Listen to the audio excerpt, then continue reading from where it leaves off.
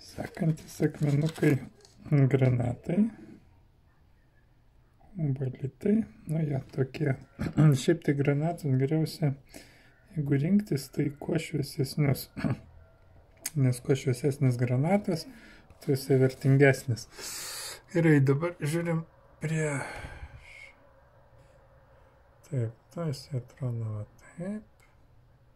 Visas pasirinkau šitą šlifuot. Ir žiūrėsim, ant kiek jisai atsigaus. Jisai nėra labai aukštas. Tai jį reikės biškį susiaurinti. Jo diametras bus mažesnis. Na, žiūrėsim, kaip jis atrodys. Na, taip, dabar pasirinkau kriaušės formą, lašiuką.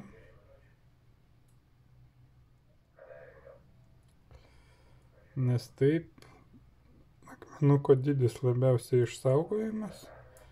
Ir prisitaikiau prie jo formos. Aukščiausias taškas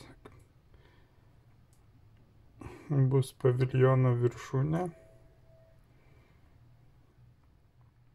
Tai va. Taip sutaupysime karatus. Bet aišku, formą reikia pritaikyti prie pačio akmenuko. Paviljonas nušlifuotas. Čia va toks trikampiukas yra viršui, ten neužteko pačio granato. Ir geriau va toks paviljonas sprendimas nedidelis negu viso akmenuko diametro praradimas, nes jisai tarp atspindžių pasislėps ir jo nesimatys.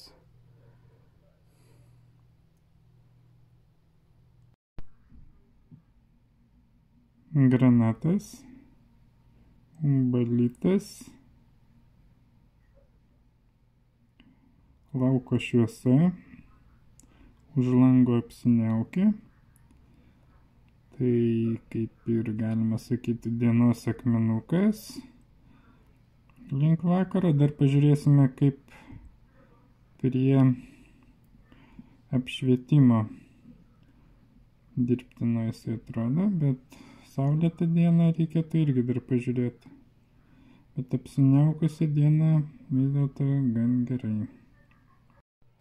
Na, čia va dirbtinas apšvietimas. Akmenukas gyvas. Žaidžia, netgi sakyčiau gal gan stipriau. Taigi priskirčiau prie akmenuko universalo, prie visokiausio apšvietimo.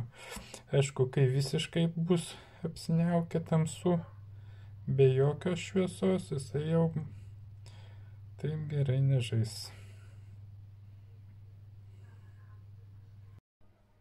Na ir be apšvietimo, vis dėlto akmenukas dar gyvas, nors ir tamsus, bet turi savyje žaismą. Taigi pabaigiam akmenuko pristatymą lango šviesoje.